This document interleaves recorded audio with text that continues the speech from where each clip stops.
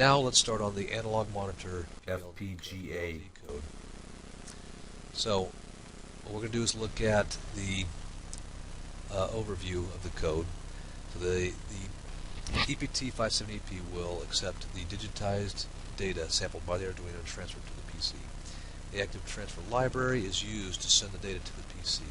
This is done through active transfer end terms, and they're used to connect the active transfer library to the user code.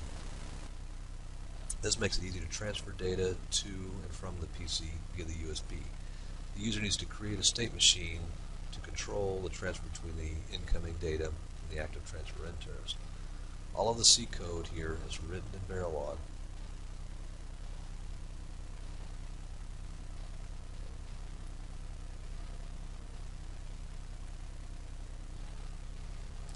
So the analog monitor project needs to accept a 10-bit value that spans across the J8 connector and the J10 connector.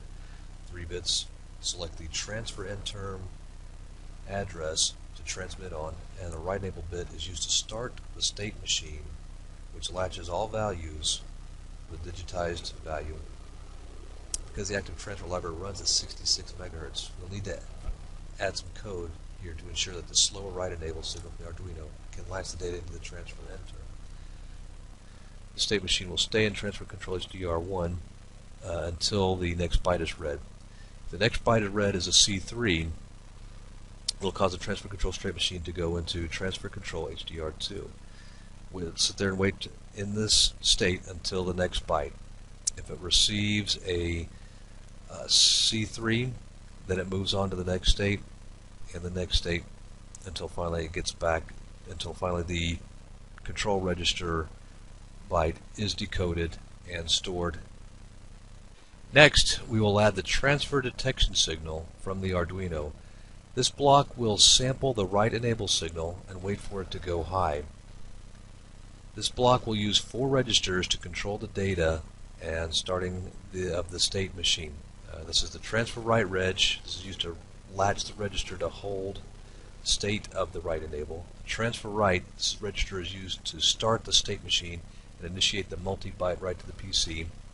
Transfer write data, this is a 10-bit register to hold the value of the analog sample from the Arduino. And then transfer address, which is an 8-bit register to hold the end term address from the Arduino. So the start control signal is monitored every clock cycle. If it is sampled high, the output enable of the bus transceivers are set low and the outputs become active. When the start-stop control signal goes low, the output enables of the transceivers are set high and it sets the outputs to inactive. So this block will compare the input signal of the analog monitor enable to a high. Now the analog monitor is a registered version of the write enable signal. When the bit goes high, the priority encoder goes into a statement 1 and sets the transfer write reg, and transfer write high latches the value of the analog monitor upper byte and analog monitor lower byte to the transfer write data reg. Now that we have all the code put together, let's compile this and produce a programming file. So the Quartus 2 application will compile synthesize the user code, active transfer library, and the active end terms. The result of this step is a file containing the CPLD code with the star.pof at the end. This POF file will be programmed into the CPLD. First, we need to create a project in the Quartus 2 environment. So go ahead and bring up Quartus 2, then use Windows Explorer to browse over to the C, Altera, in this case 12.1 Service Pack 2, Quartus, QDesigns, and create a directory labeled EPT_570_AP_U2_top. Next, go to the new project wizard and in the name for the project type in EPT_570_AP_U2_top. This is needed because this name has to correlate with the name of the module of the code. So go ahead and type that in. Click Next.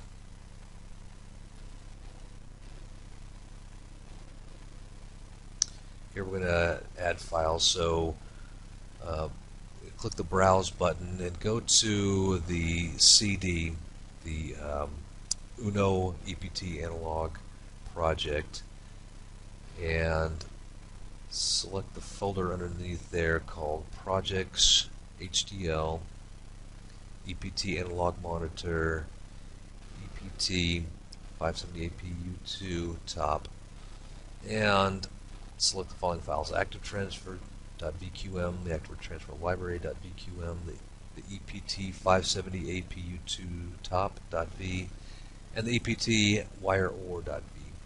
Select those files, click Next, go to the device settings. We're going to go down to Max2 and look for the EPM 570T 100C5. Select that. Click to the summary page and then hit Finish to wrap up. So here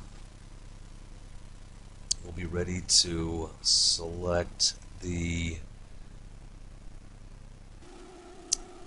pin assignments. So go to Assignments, Import, hit the Browse button, and again go back to the Uno EPT Analog Monitor Project CD and go to Projects HDL,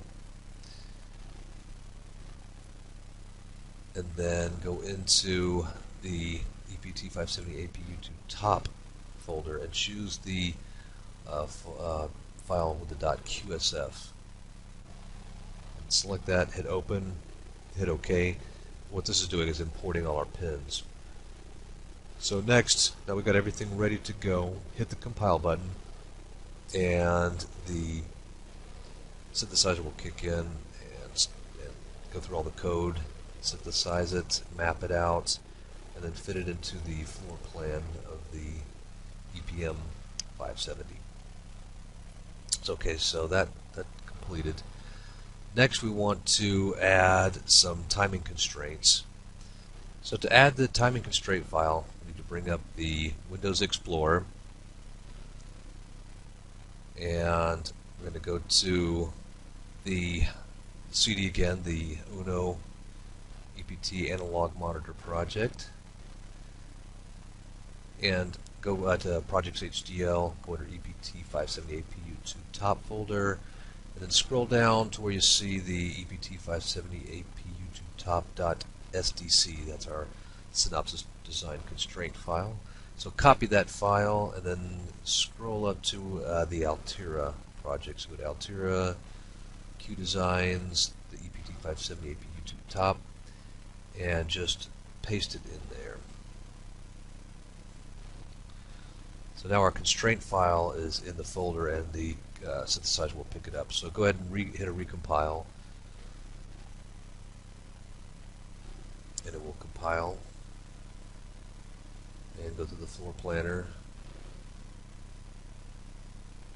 lay out the entire design, and then produce a .puf file.